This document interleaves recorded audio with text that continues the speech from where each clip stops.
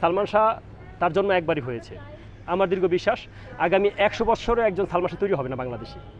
সালমান শাহ তার স্থান কেউ নিতে পারবে না।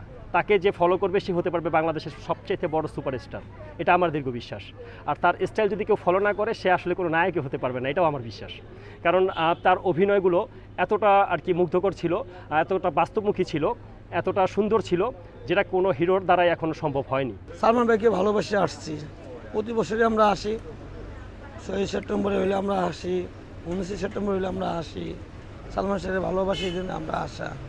আমার আশা একটাই, আরও চাওয়া পাওয়া, ওনার নির্মমভাবে হত্যা করা হয়েছে। আমরা চাই এটা একটা সুস্থ তদন্ত বিচারক। যে কোনো পরিবারে যদি কেউ মারা যায়, এরকম আত্মহত্যা করে, ঘরের বউ মারা গেছে, বা তখন পুলিশ আইসা করে কি স্বামীরে বা বয়স্ক যারা আছে এদেরকে সবাইকে থানায় নিয়ে যায়।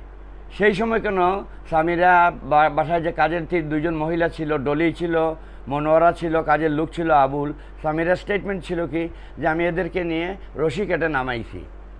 নামানোর পরে সে গোসল দিছে, দেওয়ার পরে হাফ প্যান্ট পরাইছে, গেঞ্জি পরাইছে, পরায়া সে তেল মালিশ করছে। এটা আইনের কোন বইতে লেখা ছিল? ওয়ালটন এখন দেশের সীমানা পেরিয়ে পৌঁছে গিয়েছে 50টিরও বেশি দেশে। ওয়ালটন, ঘরে ঘরে বিশ্বজুড়ে। এবং তৎকালীন ডেভিডিসি এইটাও বলছেন, কিন্তু আমাদের কাছে প্রুফ আছে, এখনও প্রুফ আছে। উনি এখনও বলে যাচ্ছেন ভদ্রলোক যে লাস্টও আমরা নামাই নাই। এটা ঝুলন্ত অবস্থায় ছিল না মাটিতে ছিল আমরা তো দেখি নাই। এটা হত্যা না আত্মহত্যা আমরা কিভাবে বলবো?